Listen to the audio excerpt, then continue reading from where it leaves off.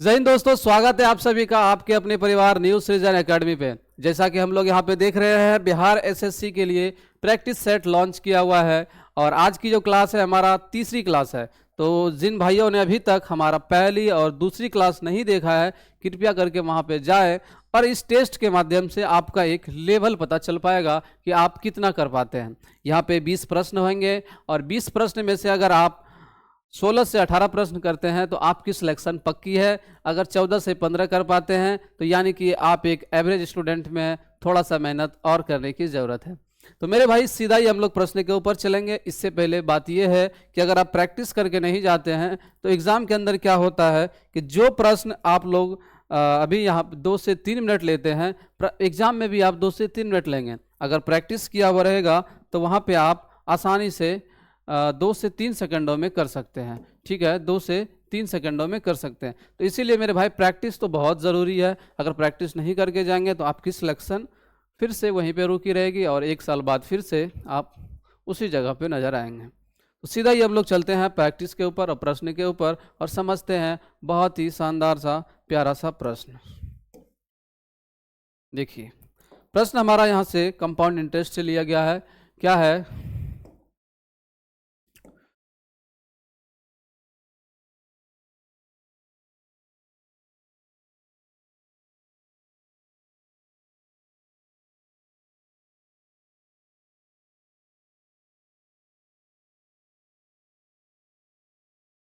देखो कि 8100 रुपये की राशि पर 1.1/4 वर्षों के लिए, यानी यहाँ पे जो टाइम दिया हुआ है मेरे भाई, यहाँ पे 1.1/4। कहने का क्या मतलब है कि 5/4 ईयर्स। ईयर्स में है, अगर महीने की बात करे जाए तो 12 से मल्टीपल हो जाएगा तो कितना निकल के आएगा? 15 मंथ।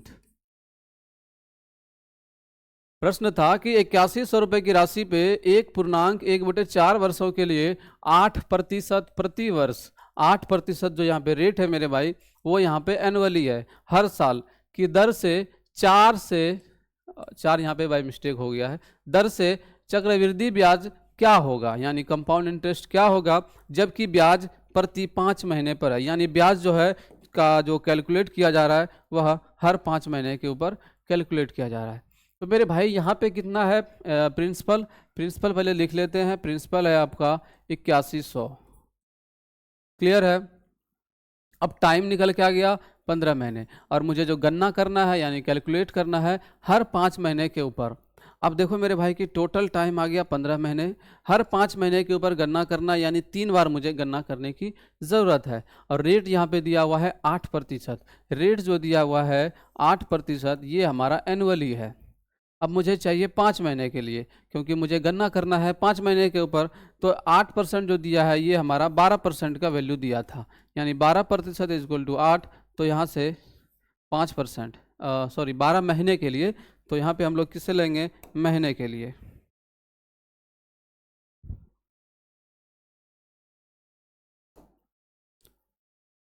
यानी ये जो हमारा वैल्यू दिया हुआ था 12 महीने का वैल्यू दिया हुआ था 8, तो हमको चाहिए था 5 महीने के लिए, यानी 8/12 और इंटू में 5। तो कितना हो गया? ये चला गया 2 चौका 8 और यह 3 चौका, यानी 10/3% जो निकल के आया यह हमारा 5 महीने के लिए निकल के आया। अभी इसी के ऊपर गणना करना है। तो इतना चीज़ करने का ज़रूरत आपको एग्जाम के अंदर नहीं था, ये चीज़ें हम लोगों ने बताया आपको। बस अब इतना करना था कि 8100 रुपये की राशि था, तो 8100 रुपये राशि का 10% एक बार क्या होता है इसे जान लेते हैं। 8100 का 10/3%, यानी प्रतिशत हटाएंगे तो बटे में 100, तो कितना निकल के आएगा ये देख लेते हैं। यहाँ से 0 से 0 कैंसिल, 3 से चला गया, यह 81 27 बार में कितना? 10 मल्टीपल है 270। तो इतना चीज़ आप तो माइंड में कर सकते थे कि 8100 का 10/3% कितना होता? 270। तो मेरे भाई पहला जो 5 मंथ का उसने ब्याज लिया होगा 270। अब बस इतना यहाँ से लिखना था। तो उसके बाद दूसरा जो 5वां मंथ आया होगा उसमें से भी ब्याज उसने 270 रुपये लिया है। फिर चक्रवृद्धि में क्या होता है? ब्याजों का ब्याज। तो पहले जो 5वें मंथ का था उसने 270 लिया, तो फिर उसका कितना हो जाएगा? 10/3%, यानी 10/3% किसका हो जाएगा? 270 का। तो 270 का 10/3%। क्लियर है? यहाँ से हम लोग निकालेंगे 270 का 10/3%, तो 0 से 0 कैंसिल, और यहाँ से 3 से चला गया 9 बार में, यानी 270 का 10/3% कितना आ गया 9। तो हमने 2 बार गणना कर लिया, अब तीसरी बार करना है ताकि आपका यहाँ पे 15 महीने हो जाए। तो फिर 270 का 270 ही लेंगे। अब क्या कर लेंगे, इसका दोगुना कर लेंगे तो 18 हो जाएगा। इसका 270 का ब्याज, सॉरी 27 दूनी 54, यानी 540 का ब्याज। फिर 9 का ब्याज लेंगे हम लोग, तो 9 का ब्याज यानी 9 का 10/3%। 9 का 10/3% कहने का क्या मतलब है, यहाँ पे 0 से 0 कैंसिल, और 3 से चला गया ये 3 बार में, यानी 0.3। अब हमसे पूछा है कि टोटल ब्याज कितना होगा, तो 27 दिया, आप कहेंगे 81, 810 यहाँ से आया, और ये 27 रुपये हो गया, और प्लस 0.30 पैसा। और प्रश्न ने कहा है कि 1 से निकटतम लेना है, यानी 30 पैसा का वैल्यू यहाँ पे नहीं करना है। तो कितना हो गया 7 और 2 और 1 3 और 8, 837 रुपये टोटल ब्याज निकल के आया। 837, ऑप्शन नंबर बी हमारा यहाँ पे करेक्ट हो जाएगा। ऑप्शन नंबर बी हमारा यहाँ पे करेक्ट हो जाएगा। मेरे भाई अब एग्ज़ाम के अंदर क्या करना है वो बात बताते हैं। देखिए, एग्ज़ाम के अंदर कुछ नहीं करना, इतना चीज़ आपको करने की कोई ज़रूरत नहीं है। बस आपको इतना करना है, बस आपको ये समझना है कि यहाँ पे जो दिया है प्रति 5 महीने, प्रति 5 महीने, और बात जो किया है 8% प्रति वर्ष, यानी 8% जो रेट लिया है उसने हर साल लिया है। तो 12 महीने में 8%, तो 5 महीने का कितना निकल के आया 10/3%। अब 10/3% एक बार लेना है 8100 का, तो उसी तरीके से सेम चीज़ें को लिखते चलना है। कितने बार, 3 बार। फिर जब एक बार निकाल लेंगे तो उसका दोगुना कर लेंगे, नहीं तो फिर आप इसका निकालेंगे तो यही आएगा। लेकिन हम देख रहे हैं यहाँ से दोगुना हो रहा है, अगर 4 बार पूछता, 5 बार पूछता, तो सेम चीज़ें लिखते चले आते हैं और इसका +9 करते चले आते हैं। तो इस तरीके से आप लोग आंसर यहाँ पे निकाल सकते हैं। यूनिट डिजिट भी फिर देख सकते थे, क्योंकि इसका तो इसने कहा ही कि 1 से निकटतम का वैल्यू नहीं लेनी है, तो 7 से 7 एक ही ऑप्शन में था, तो ऑप्शन नंबर 837। आगे बढ़ते हैं।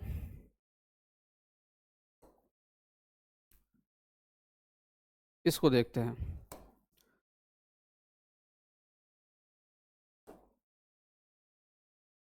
ये हमारा सिंप्लीफिकेशन से प्रश्न पूछा गया है, बहुत ही आसान होता है। एक बार जल्दी से आप लोग फटाफट करके बताएंगे।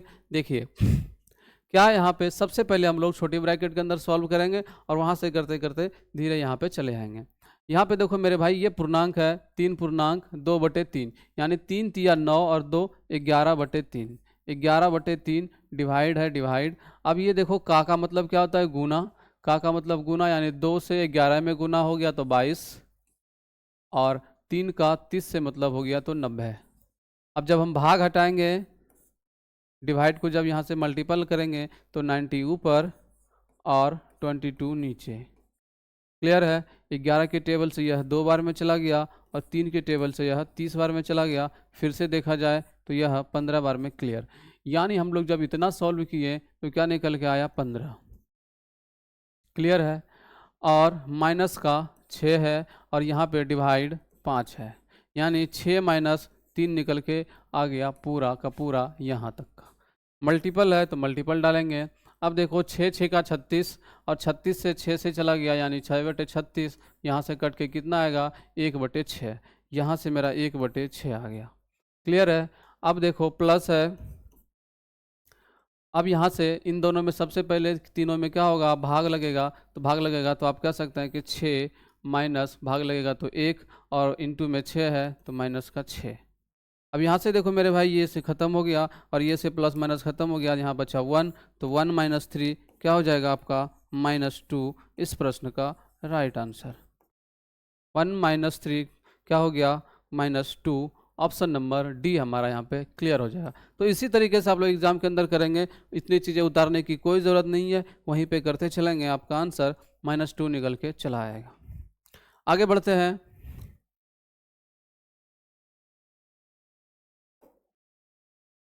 प्रश्न नंबर हमारा तीसरा क्या कहता है उसे देखते हैं। एक व्यक्ति 12% के लाभ पर एक वस्तु बेचता है। कितने परसेंट के लाभ पे? 12% के लाभ पे। यदि उसने 12% कम में खरीदा होता, यदि उसने 12% कम में खरीदा होता और इसे 9 रुपये कम में बेचा होता, तो उसे 27% का लाभ होता। वस्तु का मूल लागत क्या है, यानी हमसे कॉस्ट प्राइस पूछा गया है। मेरे भाई उसने एक व्यक्ति को जो है यहाँ पे 12% लाभ पे वस्तु बेचता, तो हमने कहा अगर उसने सीपी यानी 100 में खरीदा होता तो बेचेगा कितने में, आप कहेंगे 112 रुपये में। यही इसने कहा गया। फिर कहता यदि उसने 12% कम में खरीदा होता, यानी 12% कम में खरीदा होता तो उस वस्तु को उसने 88 रुपये में खरीदा होगा। अगर 88 रुपये में खरीदता है और इसे 9% कम में बेचता है तो वह 27% का लाभ होता है। तो यानी इसका अब मुझे 27% लाभ चाहिए। तो क्या हो जाएगा, 127 इंटू में 88, यही करना होगा मल्टीपल। क्लियर है। अब देखो यहाँ से देखो 7 8 56, कितना हो गया 6, मन में रहा 5, 12 8 96, 96 और 5 101। क्लियर है। उसी तरीके से सेम हो जाएगा 6 7 1 1 1, कितना आ गया। अब नीचे दशमलव था 2 अंक के बाद, यानी 111.76 वह वस्तु को इतना में बेचता। अब पहले 112 में बेच रहा था, अब जो है 111.76 में बेच रहा है। यानी यहाँ से देखा जाए तो 0.24 की क्या हो रहा है, कमी हो रहा है। 0.24 की कमी हो रहा है। और यहाँ पे देखा जाए तो 9 रुपये कम हो रहा है, यानी 0.4 की वैल्यू 9 रुपये है। अब हमसे लागत मूल्य पूछा है, लागत हमने 100 माना है, तो 100 का वैल्यू यहाँ से निकाल लेंगे बेहद आसानी से। दशमलव हटाएंगे, ऊपर 0 चला जाएगा, और यहाँ पे 100 का ऑलरेडी से पूछा है तो बिल्कुल आसानी से निकल के चला आएगा। अब ये 4 से चला गया 6, और 4 से चला गया यह 25 बार में, 3 से चला गया यह 2, और 3 से चला गया यह 3। फिर से देखा जाए तो 2 से चला गया यह 50 बार में, 25 तिया 75, और यहाँ पे 50। क्लियर है। 0 का 0, 5 पचा 25, 7 पचा 35 और 2 37, यानी 3750 रुपये उस वस्तु का लागत मूल्य रहा होगा। ऑप्शन नंबर बी हमारा यहाँ पे राइट हो जाएगा। समझ में आ गई बात, आगे बढ़ते हैं। प्रश्न नंबर 4। देखो मेरे भाई, सूरभि अपने आय का 75% खर्च करती है। यदि उसकी आय 20% बढ़ जाती है और बचत 1% घट जाती है तो उसके व्यय में कितने प्रतिशत की वृद्धि होती है। मेरे भाई यहाँ पे जो सूरभि है वो अपने आय का 75% खर्च करती है, और जो उसका इनकम है वो फिर क्या होता है 20% बढ़ जाता है, और जो उसका सेविंग था पहले उसमें से वह 1% घट जाता है, तो उसके व्यय में कितने परसेंट की वृद्धि हुई है। हमने कहा सूरभि यहाँ पे 100 रुपये कमाती है, 100 रुपये इसका इनकम है। आप कहेंगे वह 75 रुपये, 75% का मतलब 75 रुपये खर्च करती है, यानी एक्सपेंडिचर। अब 100 में से 75 खर्च कर रहा है तो सेविंग कितना होगा, 25 रुपये। क्लियर है। कहता है यदि उसकी आय में 20% बढ़ जाती है, 20% बढ़ जाना यानी पहले 100 था, 20% बढ़ जाना तो अब कितना हो गया 120। यहाँ तक बात क्लियर। अब कहता है और बचत 1% से घट जाती है, जो उसका सेविंग था 1% घट जाता है। 1% घट जाने का मतलब है 25 का 1% की बात करा जाए तो 25 पैसा, कितना 25 पैसा। 25 का 1% बात किया जाए तो 25 का मतलब गुना 1/100। इस तरीके से यहाँ पे देखा जाए तो 0.25, यानी 25 पैसा वह क्या होता है, घट जाती है। यानी पहले 25 था, अब 25 पैसा घट गया तो 24 रुपये कितना रहा होगा, 24 रुपये 75 पैसा, ये लिखना था 24 रुपये 75 पैसा। अब 120 रुपये उसका इनकम है, 120 रुपये इसका इनकम है, और 24 रुपये 75 पैसा वह बचाता है, तो इसका मतलब यहाँ पे खर्च कितना करता है, तो 120 में से 24 रुपये 75 पैसा माइनस कर लेंगे। 120 में से 24 रुपया 75 पैसा, यहाँ से चला आया 25 पैसा, और 9 में से 4 चला गया 5, 11 में 2 गया तो 9। ठीक है, यानी 95 रुपये कितना 25 पैसा, 95 रुपये 25 पैसा। क्लियर है बात। अब 95 रुपये 25 पैसा यहाँ पे क्या करता है, यह इससे ज़्यादा दिख रहा है। पहले 75 रुपये खर्च करता था, अब 95 रुपये 25 पैसा, तो कितना अधिक हो गया? आप माइनस कर लेंगे 95 रुपये 25 में से 75 रुपया, तो 25 का 25 पैसा, 0 और 20, यानी 20 रुपये 25 पैसा, यह 20 रुपये 25 पैसा क्या कर रहा है? अधिक कर रहा है। कितने में से? 75 में से। तो बटे 75 और इंटू में 100 इसलिए कर रहे हैं कि उसका जो सूर्यवी का आय था, आय हम लोग ने यहाँ पे 100 माना है। अब पूछता है कितने % की वृद्धि हुआ है, और हम लोग प्रतिशत में बदलने के लिए 100 के साथ मल्टीपल, दशमलव उठेगा, 2 0 खत्म हो जाएगा। 75 से जब यहाँ भाग देंगे तो आपका कितने बार में चला गया? 5 से जाएगा, 5 सत्ते 35, यानी कि 7 से मल्टीपल जाएगा, आपका यहाँ पे 27 से हो जाएगा। यूनिट डिजिट से हमने पता किया, अगर 7 से मल्टीपल होता तो ये चल के आएगा आपका 27। ऑप्शन नंबर बी हमारा यहाँ पे राइट हो जाएगा। आगे बढ़ते हैं। प्रश्न नंबर 5वां। यदि 10 अंकीय एक संख्या, 10 अंकों का एक संख्या है, इतना बड़ा संख्या है, और 88 से विभाज्य है, ये जो संख्या है 88 से विभाज्य है, तो एक समीकरण दिया हुआ है, हमसे इसका वैल्यू पूछा गया है।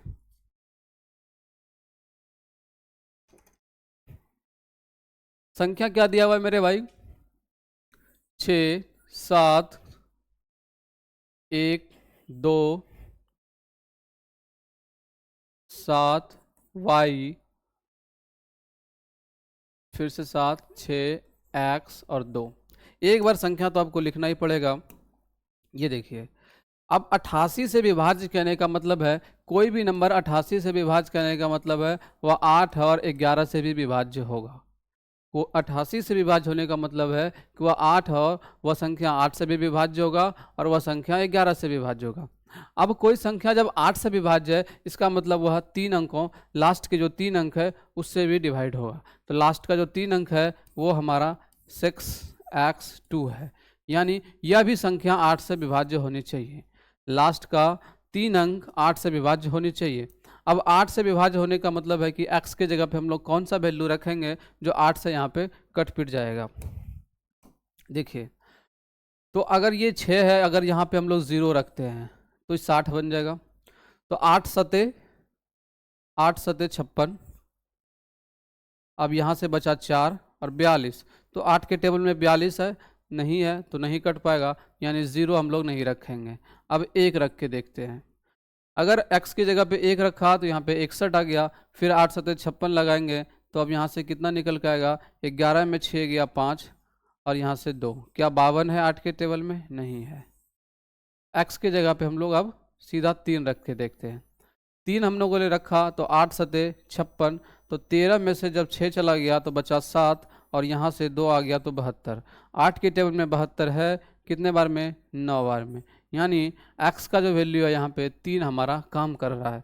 x का वैल्यू यहाँ पे 3 हमारा काम कर रहा है। तो अब हम संख्या जो बोल सकते हैं 6 7 1 2 7 y का y 7 6, x की जगह पे 3 और यहाँ पे 2, क्योंकि x का जो वैल्यू हम लोगों ने निकाला 3 आ गया, ये यहाँ पे सेटिस्फाइड हो रहा है। अब इस नंबर को जब हम लोगों ने 8 से डिवाइड करेंगे तो आपका यहाँ पे कट जाएगा। अब बचा 11, 8 से हम लोगों ने चेक करके देख लिया, अब बचा 11। अब 11 से कोई भी नंबर में भाग देने का क्या तरीका है वो देखिए।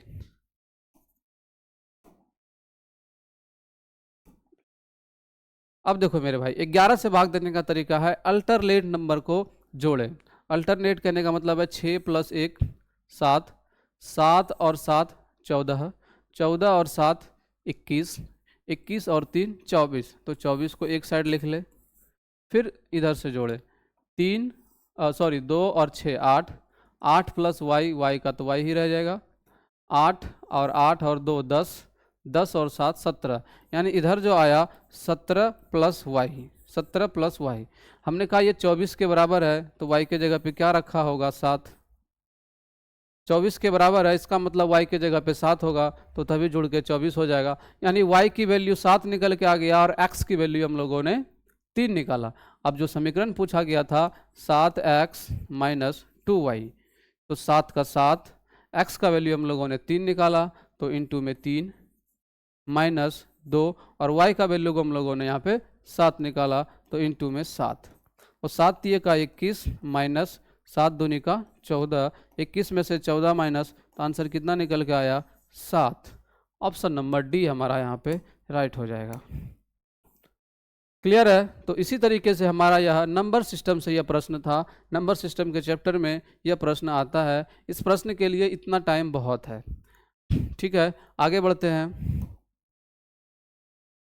प्रश्न नंबर 6 ये है, ये हमारा प्रतिशत के चैप्टर से है। कहता है किसी शहर की जनसंख्या प्रति वर्ष यानी हर साल 15% की दर से बढ़ती है। वर्तमान जनसंख्या जो है अभी हमारा 10 लाख है। वर्तमान जनसंख्या 10 लाख है। कितने वर्षों में यह 15,20,875 हो जाएगी?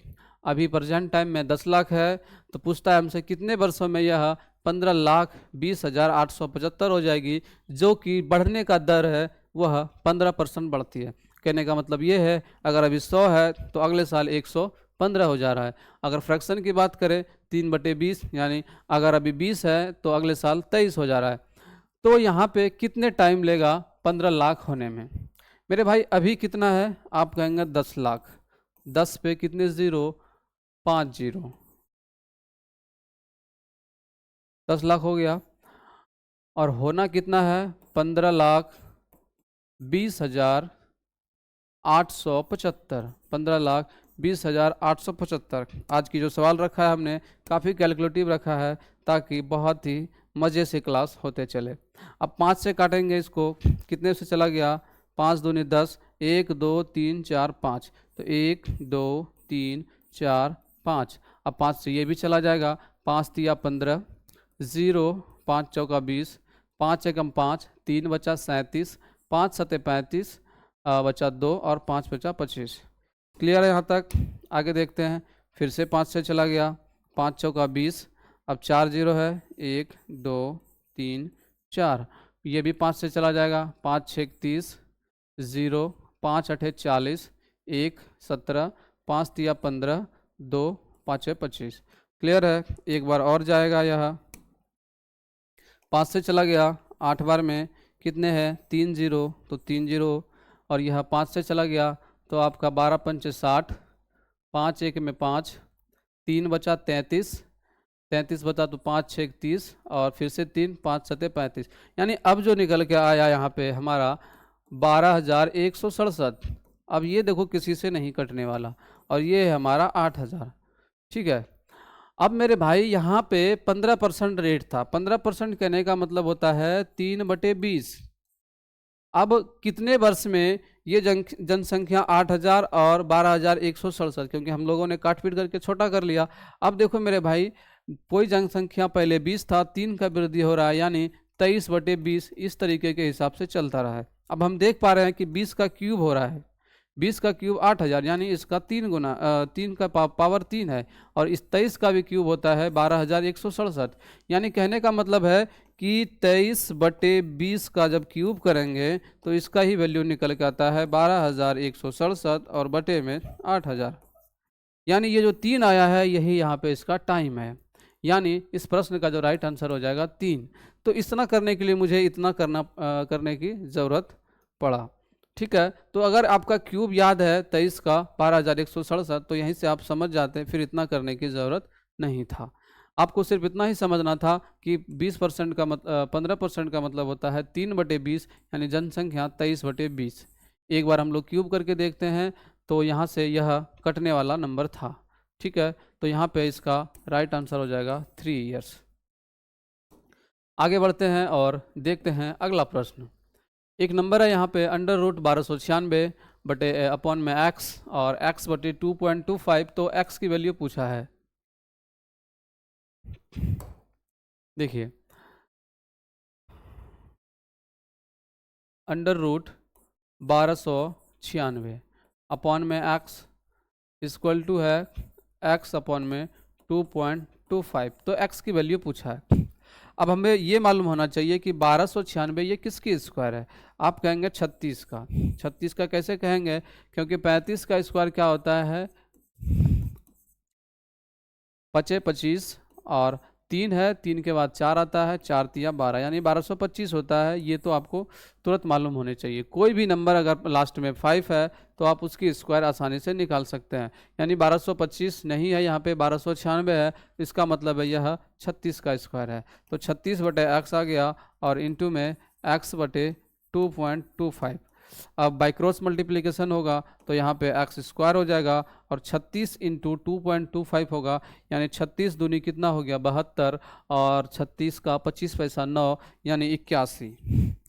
एक्स स्क्वायर इजक्वल टू 81 आ गया, तो x square x is equal to क्या हो गया √81। तो एक्स की वैल्यू यहाँ से कितना आ गया 9। ऑप्शन नंबर डी हमारा यहाँ पे राइट हो जाएगा। ऑप्शन नंबर डी हमारा यहाँ पे राइट हो जाएगा। क्लियर है? आगे बढ़ते हैं। प्रश्न नंबर अगला क्या है ये देखते हैं। एक वस्तु 25% और 15% की दो क्रमिक छूट के बाद 535 रुपये 50 पैसे में बेची जाती है। वस्तु का अंकित मूल्य क्या है? अंकित मूल्य यानी मार्केट प्राइस क्या है, हमसे ये पूछा गया है। अब यहाँ पे दो तरीके से डिस्काउंट दिया गया है, दोनों सक्सेसिवली है। पहला 25%, दूसरा 15%। 25% कहने का क्या मतलब है 1/4। 25% कहने का क्या मतलब है 1/4, यानी कोई वस्तु 4 का था, 1 का डिस्काउंट दिया, वह अब 3 रुपये में बेच रहा है। 15% का क्या मतलब होता है, आप कहेंगे 3/20, यानी पहले 20 का था, 3 का डिस्काउंट मिला, अब उसे 17 में बेचा जा रहा है। यानी यहाँ से कितना निकल के आया 20 चौका 80 और 17 तिया 51।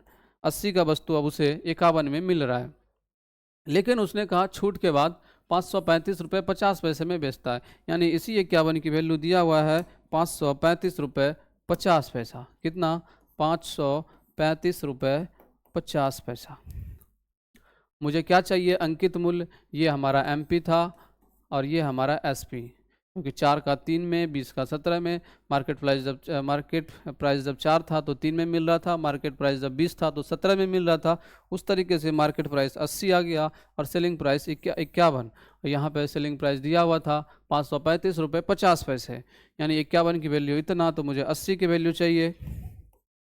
तो 535.5 बटे में 51 और इंटू में 80, दशमलव उठेगा, 0 खत्म।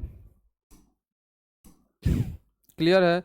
अब देखो मेरे भाई, यह जो जाएगा आपका लास्ट में 5 है, लास्ट में 5 है, तो यह कहीं ना कहीं 5 से कटेगा, कहीं ना कहीं यह 1 बचे 5, यानी यह 5 से कटेगा और 5 इंटू 8 कितना हो जाएगा 40, यानी लास्ट में जो है आपका 40 देखने को मिलेगा। ऑप्शन नंबर ए हमारा यहाँ पे, ऑप्शन नंबर ए। तो अब पूरी तरीके से भाग देने की ज़रूरत नहीं है, एक बार ऑप्शन को भी देखते हुए चलेंगे कि अगर यहाँ 51 है और यहाँ 5 है, कहने का मतलब अगर किसी भी नंबर में यहाँ 5 का मल्टीपल हुआ होगा तभी जाके ये नंबर यहाँ पे कटा होगा। तो 5 था और 5 × 8 = 40, ऑप्शन नंबर 840 यहाँ पे हमारा राइट हो जाएगा। आगे बढ़ते हैं। ये हमारा प्रतिशत के चैप्टर से है, बहुत ही आसान सा प्रश्न है। यदि चीनी के मूल्य में 21% की वृद्धि होती है और कोई व्यक्ति अपने खर्च में केवल 12% ही वृद्धि करना चाहता है, तो उसके खपत में, यानी वह जो पहले कितना खरीदता था उसमें कितना % की कमी करना होगा। देखो मेरे भाई, अब क्या होता है, प्राइस यानी जो मूल्य था किसके होता है, जितना वो सामान खरीदता है, बराबर में क्या होता है एक्सपेंडिचर यानी खर्च। यानी हम साफ साफ बोले मूल्य गुणे खपत, जो भी खरीदता है किसके बराबर होता है, खर्च के बराबर होता है। क्लियर है? तो मूल्य में क्या हुआ है, मूल्य में 21% की वृद्धि हो जाती है। यानी क्या कि पहले 100 था, अब 21 का वृद्धि हो गया तो मूल्य 121 हो गया। इंटू का इंटू, अब इसने पूछता है कि खपत में कितने % की कमी करनी होगी, यानी खपत की ही हमसे पूछा है तो कंजम्पशन रखा रहेगा। और खर्च में कहता है मुझे खर्च में केवल 12% ही वृद्धि करना चाहता हूँ, केवल 12% ही वह व्यक्ति खर्च में वृद्धि करना चाहता है। इसका मतलब है कि पहले 100 था, अब वह 112 रुपये देना चाहता है। यहाँ से हम लोग देख रहे हैं कि 100 से 100 कैंसिल, यानी सी का जो वैल्यू निकल के आया 112, इधर हमारा मल्टीप्लाई में था, यहाँ पे कितने आ गया डिवाइड। यहाँ पे देख पा रहे हैं कि पहले जो 121 में खरीदता था अब वह 112 में खरीद रहा है। पहले जो 121 में खरीदता था अब वह 112 में खरीद रहा है, यानी 9 रुपये कम में खरीद रहा है। किसके ऊपर? 121 के ऊपर। प्रतिशत में बदलने के लिए हम लोग 100 का मल्टीपल, प्रतिशत में बदलने के लिए 100 का मल्टीपल, तो यहाँ से निकल के आया 900 बटे में 121, 900 बटे में 21। अब देखो मेरे भाई, अगर ये 12 होता और ये 90, तो 12 सत्ते 84, यानी 7 से कटता। अब 7 से कटने वाले सारे ऑप्शन है तो हमको डिवाइड देना ही पड़ेगा। तो 12 सत्ते 84, बचा कितना फिर से आपका 6, 60, यानी 12 चौक 48, यानी 0.4, यानी 7.4% आपका राइट आंसर हो जाएगा। ऑप्शन नंबर ए हमारा यहाँ पे क्लियर हो जाएगा। ऑप्शन नंबर ए हमारा यहाँ पे क्लियर हो जाएगा। एक बार हम लोग इसे दोबारा समझ लेते हैं। हमने कहा कि जो खर्च होता है वह मूल्य, जैसे 5 रुपये का चॉकलेट है, अगर हमने 2 चॉकलेट लिया तो खर्च कितना किया? 10 रुपये। वही कहने का मतलब है कि इसने जो है मूल्य में 21% की वृद्धि कर दिया। पहले 100 था, अब 121 हो गया। तो पूछता है खपत में हम कितने वृद्धि या कमी करेंगे? कमी करेंगे। जो खर्च मुझे केवल 12% ही बढ़ा है, तो 100 की जगह पे 112, तो 100 से 100 कैंसिल। अब ये 121 मल्टीपल में था, इधर गया डिवाइड में, तो 112 बटे 121। कहने का मतलब ये है कि ये पहले वाला वैल्यू था और ये बाद वाला, यानी वह पहले 121 में खरीदता था, अब वह 112 में। तो इसका मतलब 9 का कमी हो रहा है। 121 में से 112 माइनस 9 का कमी 121 के ऊपर। प्रतिशत में बदलने के लिए 100 का मल्टीपल, 900 बटे 121। दशमलव में था तो आंसर दशमलव में 7.4। आगे बढ़ते हैं। प्रश्न है, एक व्यक्ति अपनी सामान्य गति से 7/9 की गति से चलते हुए अपने कार्यालय सामान्य समय में 10 मिनट लेट से 10 मिनट देरी से पहुंचता है।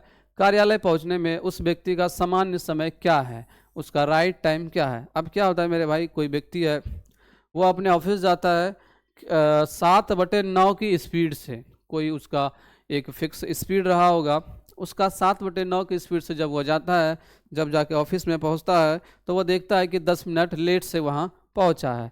अब पूछता है मुझे किस स्पीड से जाना होगा जो कि मैं सही समय पे पहुंच पाऊंगा, तो वह उसका एक्चुअल स्पीड पूछा गया है। मेरे भाई 7/9 कहने का मतलब है 7/9, पहले 9 चलता था और अब 7 चलता, यानी यहाँ पे देखा जाए तो 2 किलोमीटर कम चल रहा है, 2 किलोमीटर कम चलता है। इसी के वजह से वह 10 मिनट लेट जाता है, यानी 2 का वैल्यू 10 है। अब पूछता है कि सामान्य समय, सही समय क्या है? ये उसका लेट समय है और ये उसका सही समय, तो 7 का वैल्यू क्या हो जाएगा? आप कहेंगे 35। 2 से 5 और 7 से 35, तो 35 क्या था उसका सही समय। ऑप्शन नंबर ए हमारा यहाँ पे राइट हो जाएगा। ऑप्शन नंबर ए, बहुत ही चंद सेकंडों में इसका आंसर लेके आ सकते हैं। वो गति का 7/9 से चलता था तो 10 मिनट देरी से, यानी कि वह उसका लेट, ये अगर 9 के स्पीड से जाता है तो 10 मिनट लेट, अगर 7 के से चलता है तो वह सही समय पे पहुंचेगा, यानी 7 बचे उसका 35 यहाँ पे राइट आंसर हो जाएगा। आगे बढ़ते हैं। एक नंबर है, जब एक पूर्णांक n को, कोई नंबर है यहाँ पे n, उसको 7 से विभाजित किया जाता है तो शेष यहाँ पे 3 बचता है। मेरे भाई एक n है, उसको हम लोग जब 7 से विभाजित करते हैं तो शेषफल यहाँ पे 3 बचता है। इसका क्या मतलब है, यहाँ पे 10 हुआ होगा और यहाँ पे 1, तो 7 एकम में 7 लगाएंगे तो यहाँ पे 3 शेष बचता है, यानी n का जो वैल्यू दिया है वो आपका 10 है। जब n का वैल्यू आपका 10 निकल के आ गया, आगे पूछता है यदि 6n को 7 से विभाजित किया जाए, किसको? 6n को, कहने का मतलब 6 और इंटू में 10, यानी 60 को जब हम लोग 7 से विभाजित करेंगे तो यहाँ पे शेष क्या बचेगा? जब 7 को 60 से विभाजित करेंगे तो रिमाइंडर क्या बचेगा, ये हमसे पूछा गया है। 7 को जब 7 से डिवाइड करेंगे तो 7 8 56 और 60 में से 56 माइनस तो 4 हमारा रिमाइंडर निकल के आ जाएगा। ऑप्शन नंबर बी हमारा राइट हो जाएगा। ऑप्शन नंबर बी हमारा यहाँ पे क्लियर हो जाएगा। आगे बढ़ते हैं।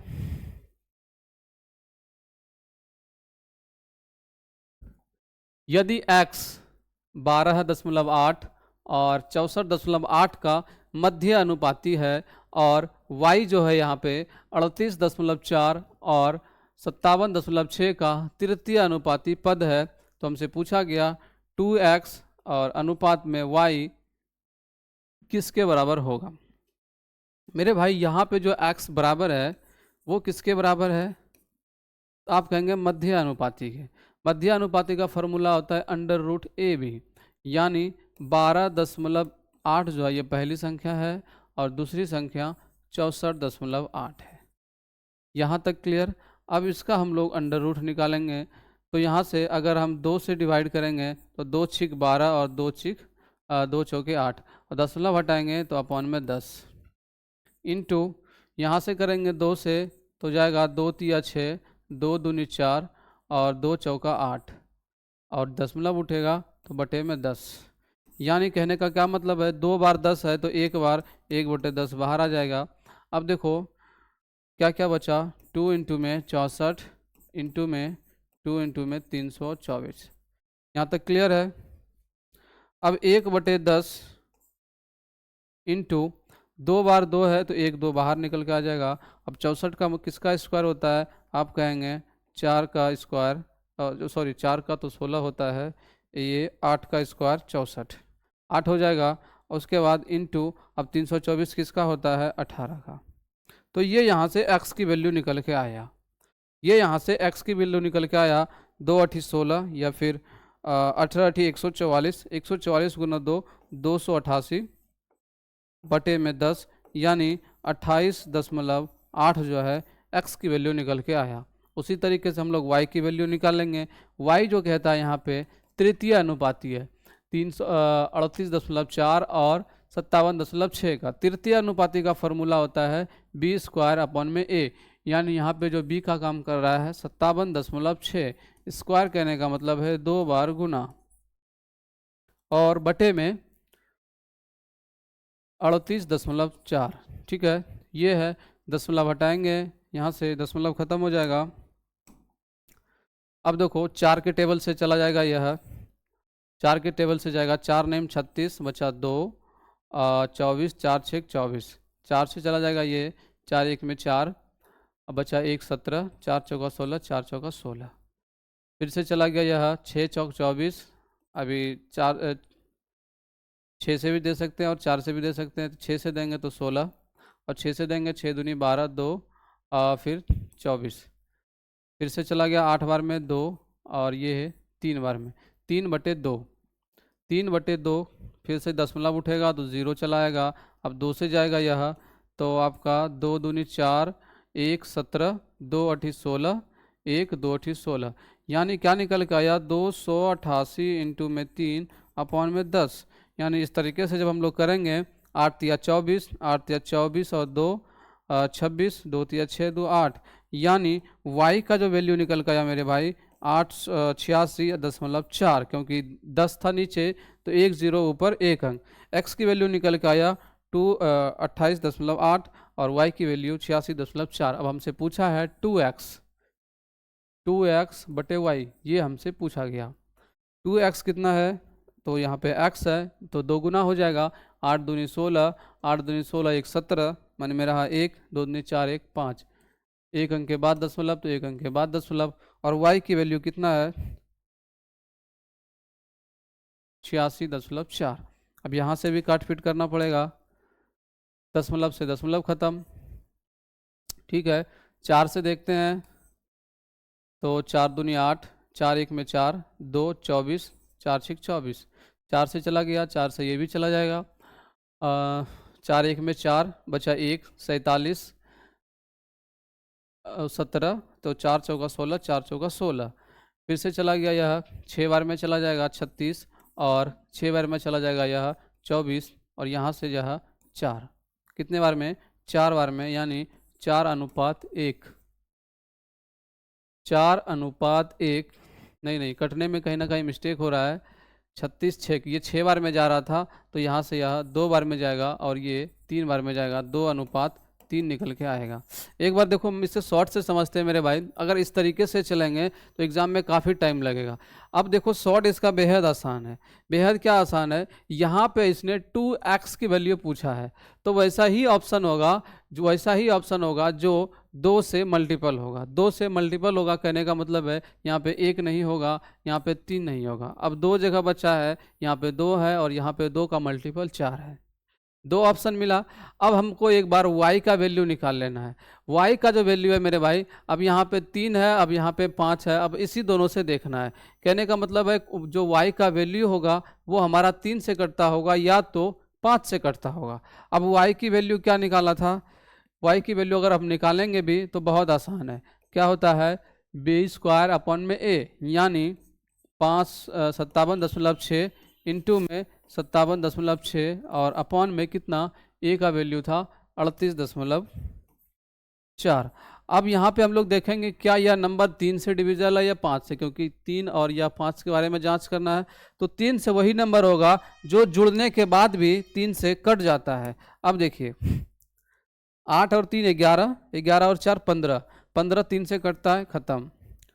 7 5 12, 12 और 6 18, ये भी खत्म। 18 3 से कटता है, ये भी खत्म। कहने का मतलब है कि y का जो वैल्यू है वो 3 रेशियो के बराबर है, यानी x तो यहाँ पे ऑलरेडी 2 दे रखा था, यानी 2 और y का वैल्यू 3, 2:3। यहाँ से इजीली इस प्रश्न को आंसर सॉल्व कर सकते थे, इतना सॉल्यूशन करने से बच सकते थे। इसी तरीके से हम लोग आगे बढ़ेंगे और प्रश्न नंबर अगला देखेंगे। यहाँ पे है 2 वर्षों के लिए 10% वार्षिक दर पर ब्याज की गणना के अंत में करते हुए एक निश्चित राशि का चक्रवृद्धि ब्याज कितना है, 1201 रुपये 60 पैसा है, तो वह धनराशि कितना है ये हमसे पूछा है। यहाँ पे टाइम दिया हुआ था 2.1/3, 2.1/3 बाई मिस्टेक यहाँ पे हो गया है।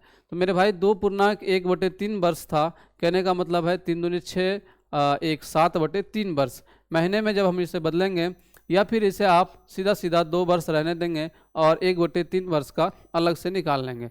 जैसे 10% वार्षिक दर पे ब्याज बढ़ा होगा, यानी कहने का मतलब है 1/10, 1/10, यानी पहले 10 था, अब 1 का वृद्धि हो गया 11। इस तरीके से यह 2 बार चला, इस तरीके से यह 2 बार चला। अब समय जो था अपने पास एक, दूसरा 2/3, 2/3 कहने का मतलब है कितना, देखो 2/3, यह जो 10% चला है वार्षिक दर, 2/3 जो है वार्षिक दर, यानी इसमें अगर 12 से करेंगे तो ये कितने का निकल के आएगा, 4 महीने का। ये जो है 4 महीने का निकल के आएगा, यानी 12/10/12 और इंटू में 4, यानी 10/3% हम लोगों को निकालना होगा। 10/3 कहने का मतलब है 10/300, यहाँ से 0 से 0 कैंसिल, 1/30, 1/30 यानी कि पहले 30 रहा होगा, अब कितना हो गया 31। तो अब यहाँ से पूरा का पूरा ब्याज निकल के चला आएगा। इसका मल्टीपल करेंगे 3 पे 3 0 निकल के चला आएगा। अब जब 11 का स्क्वायर 121, 121 और इंटू में 31, इसका मल्टीप्लाई बेहद आसान है। ये देखो 1 का 1, अब 12 एकम 12 और 3 एकम 3, 12 3 कितना हो गया 15, 15 का हो गया आपका 5, मन मेरा 1, 12 3 36 और 1 37, कितना आ गया 37 51, 37 51। यानी जो व्यक्ति 3,000 रुपये लगाया था अब उसे मिल रहा है 37 51, यहाँ से कितना बढ़ रहा है 751, 751 उसका ब्याज मिल रहा है। अब यहाँ पे जो ब्याज की बात किया गया है 1201 रुपये 60 पैसा, यानी 751 का वैल्यू 1201 रुपये 60 पैसा है।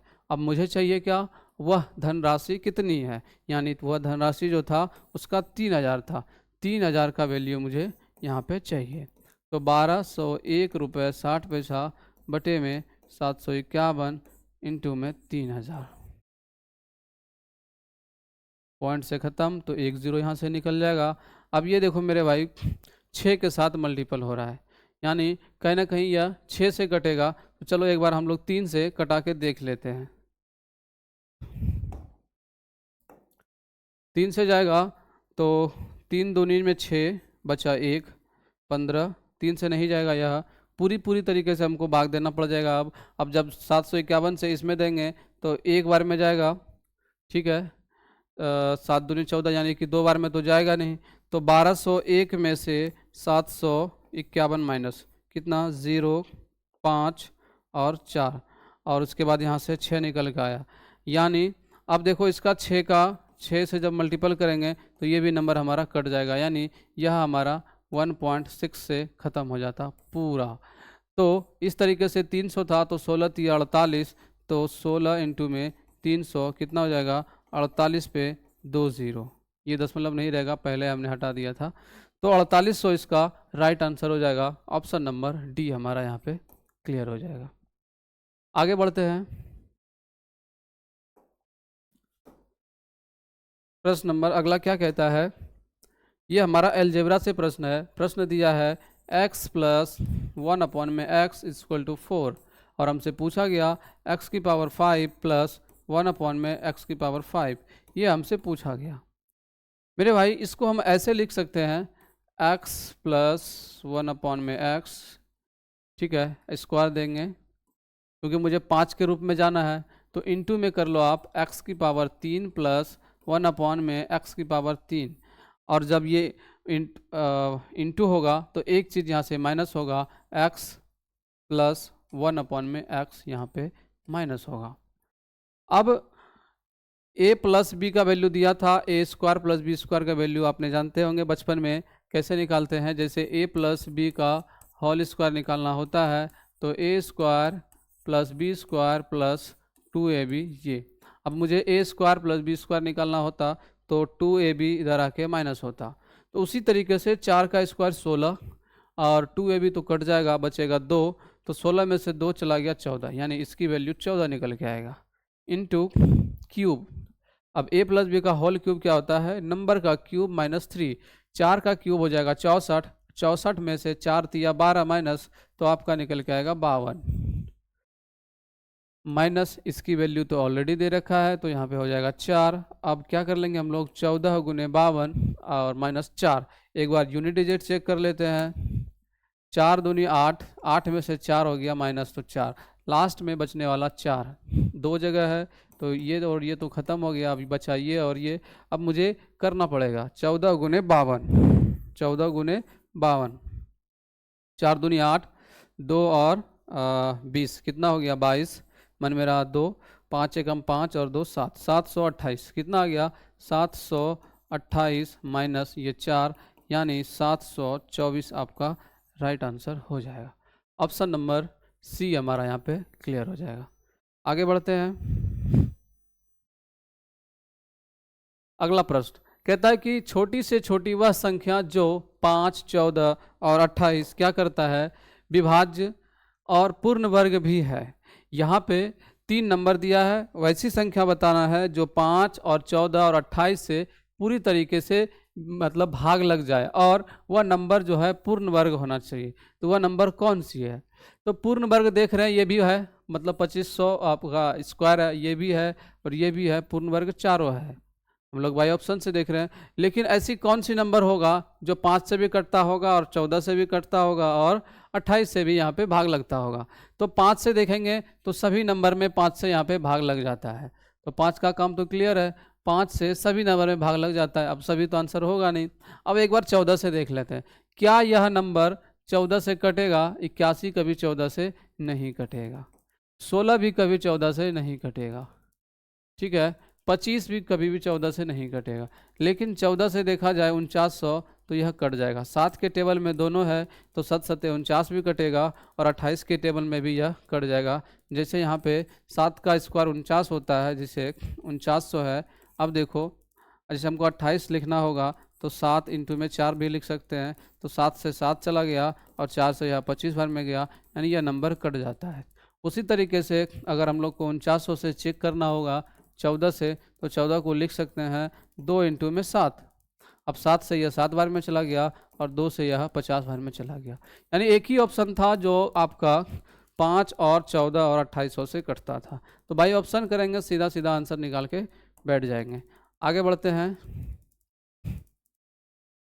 अगला प्रश्न बहुत बेहद ही आसान है, ये भी हमारा बच्चा वाला प्रश्न था। ये प्रश्न था ऐसे कि 5 के पावर दिया हुआ है x+3 और बराबर है 25 के पावर 3x-4। मेरे भाई हम लोग 25 को कैसे लिख सकते हैं? क्या इस तरीके से लिख सकते हैं, 5 का स्क्वायर और ये इंटू में है 3x-4 और ये किसके बराबर है? 5 के पावर x+3 के। तो 5 से 5 कैंसिल। अब जो निकल के आया x+3 ये किसके बराबर हो जाएगा? 3 दूनी में 6x और प्लस सॉरी माइनस है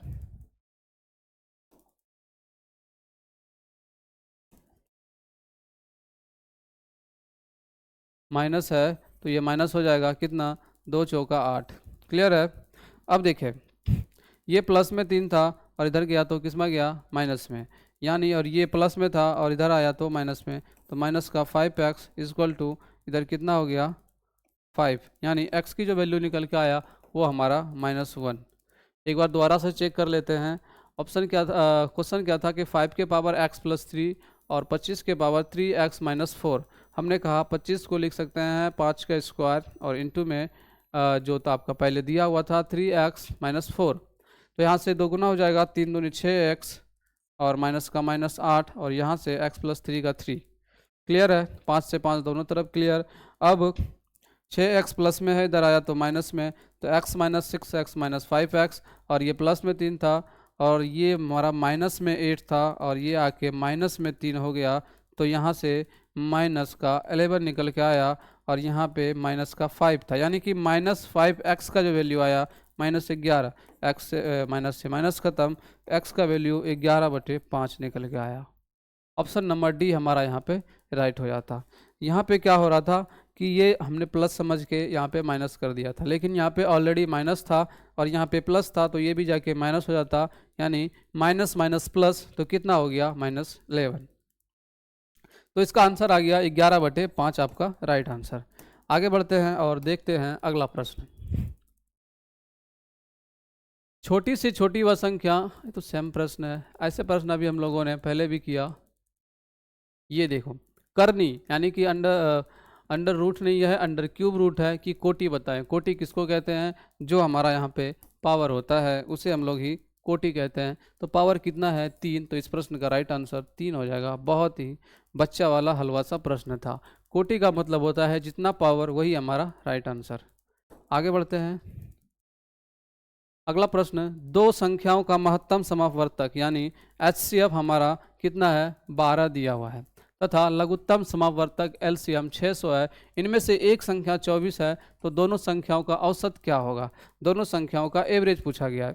मेरे भाई बचपन में पढ़ा होगा कि पहली संख्या गुना दूसरी संख्या किसके बराबर होता है? HCF और LCM के। अब यहाँ पे एक संख्या दिया हुआ है 24, यानी पहली संख्या 24 दिया हुआ है, दूसरी संख्या मुझे निकालनी है। HCF दिया हुआ है आपका 12 और LCM कितना है? आप कहेंगे 600। क्लियर है यहाँ तक?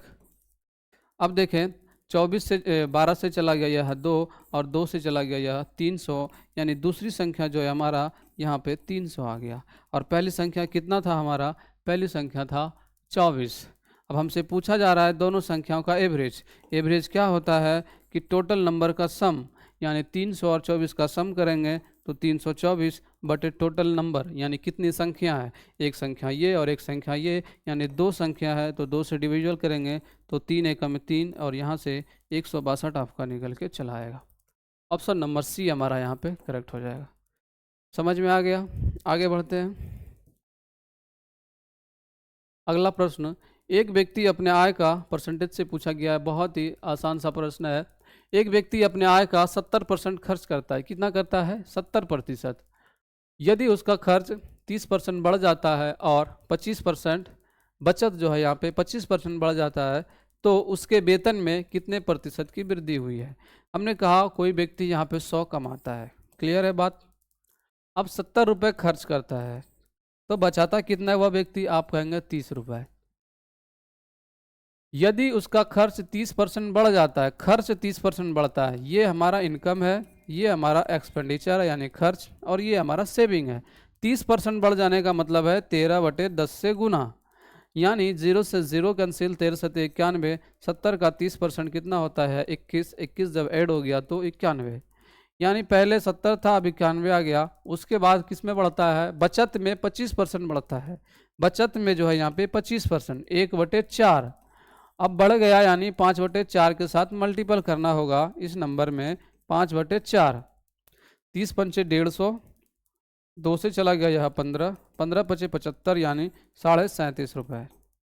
यही बात इसने कहा। 100 रुपये कमाता है, 70 रुपये खर्च, तो 30 रुपये बचता है। लेकिन हुआ क्या, उसका खर्च में 30% बढ़ जाता है। 30% यहाँ से बढ़ गया तो 91 रुपये खर्च हो गया।